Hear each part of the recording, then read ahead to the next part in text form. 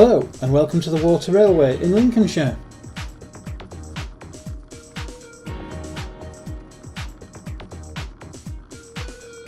In this video we ride a total of 44 miles, starting in Lincoln and heading out over the route of the former Lincoln to Boston railway line. We then divert to Tattershall Castle for lunch before heading back to Lincoln.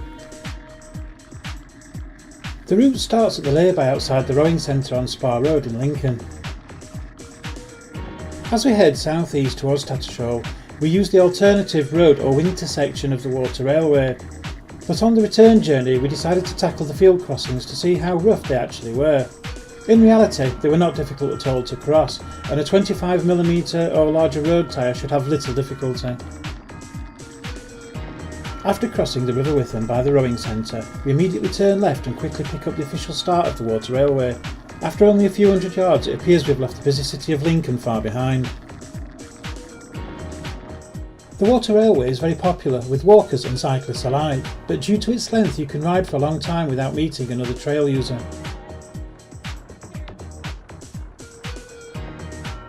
The Lincolnshire Council do an excellent job of promoting the 33-mile route between Lincoln and Boston. However, I feel it could do with a little more publicity to a wider audience, along with more being done to promote National Cycle Network's Route 1, which it forms part of.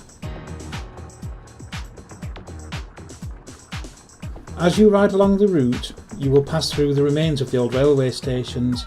The station houses are in various states of repair, some currently being refurbished, others are already being utilised for commercial and non-commercial purposes.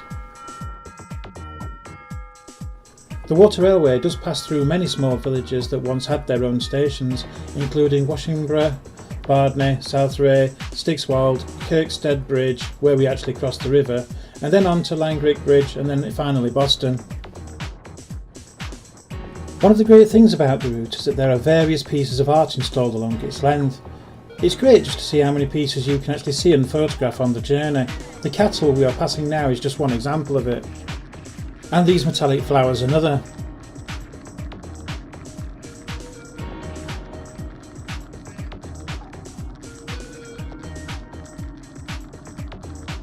The views here are typical throughout its length. You are permanently looking out over beautiful flat fenlands way into the distance, and the riding continues to be easy going.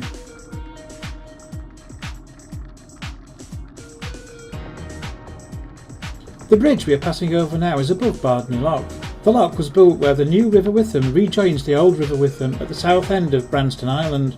More information about the lock and the lockkeeper's house can be found on signage in the area.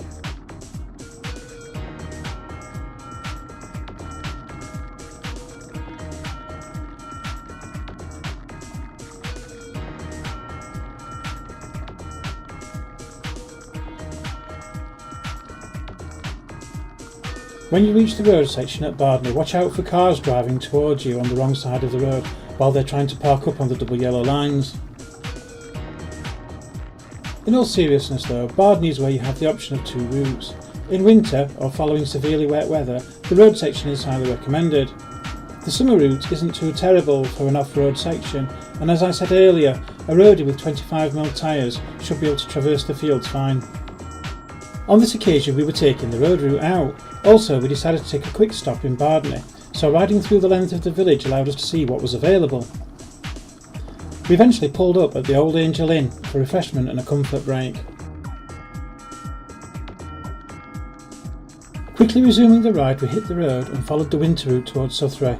This is where the road route rejoins the River Witham.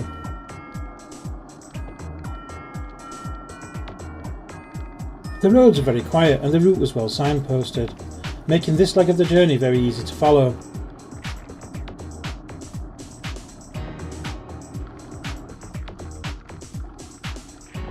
With a creative piece of riding we rejoined the main route at Southray Station. We then continue south east towards Tattershall Castle.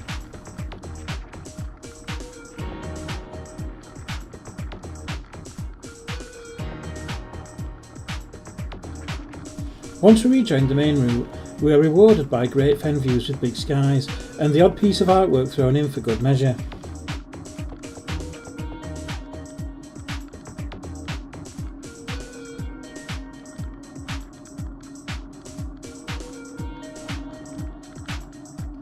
We are just passing the Strava station house and combined signal box. The house has now been converted into a full-time residential property. The station platform is signed with what appears to be the original ironwork.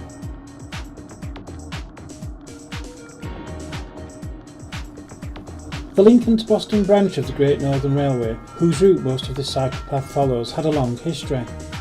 It was opened in 1858 and used by passengers and freight up until 1954. It then continued as a freight-only line until 1971.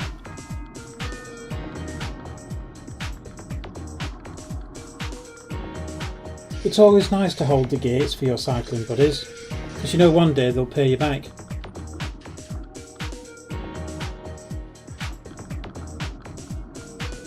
We are approaching the Kirkstead Bridge now. We go up and over it and cross over to the other bank of the River Witham. It is located just on the outskirts of Woodhall Spa.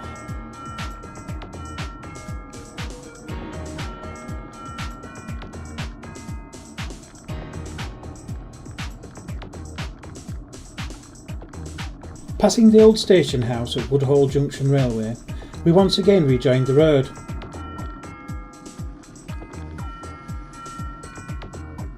We turn onto the B1191 and then go over the new bridge. This new bridge was erected near the site of the original swing bridge in 1968, and I'm pretty sure that the original looked a little bit more classical.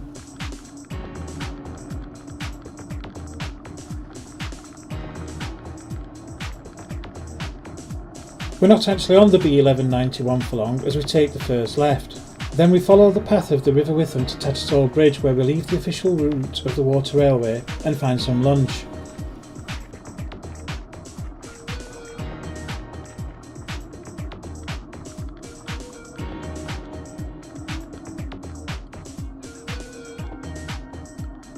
This quiet lane leading into Tattershall isn't very well surfaced, so be mindful of what you're riding over or into.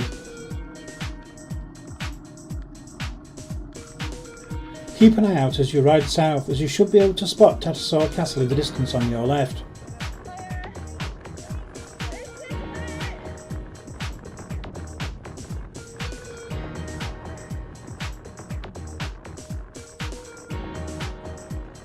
We leave the official trail and join the A153 at the Tattershall Bridge. The original bridge can still be seen here. Make sure that you are confident with riding in close proximity to traffic. As you can see, this is quite a busy road. As we ride the final miles into the grounds of Tattershall Castle, let's take a quick look at the scores. For time taken, we awarded the Water Trail, Lincoln to Tattershall Castle, 5 wheels. We had over 4 hours riding, and on top of that had a break and a lunch stop too. This was a reasonably long ride, coming in at around 44 miles, so for this route we awarded the distance 5 wheels out of 5. The terrain is very flat, and this of course can bring its own issues unless you're used to turning the pedals non-stop for hours and hours, but with no climbs or fast descents to overcome, we awarded the Water Railway just 1 wheel for the terrain. We awarded technical difficulty just the 1 wheel out of 5. There are no sections on this route which I would really consider technical at all. The Water Railway was completed in late 2008, and as we said, the full route connects Lincoln to Boston. It has 20 miles of off-road and another 13 miles on quiet country lanes. Overall, we awarded the Water Railway Lincoln to Tattershall Castle 5 wheels out of 5. The scenery is beautiful, the wildlife is engaging, and the route is interspersed with interesting artworks. On top of all of this, history is brought to life by some of the signage at locations throughout its length. In the future, we have a video where we ride the full route, but for now we will just say that if you want to ride some or part of the Water Railway, you will not be disappointed. If you enjoyed the video, please like and share. If you would like to see more of the routes that we cycle, then please subscribe. If you have any questions, feel free to use the comments section below. If you would like to see another video straight away, there will be links to 3 more on the screen for you now.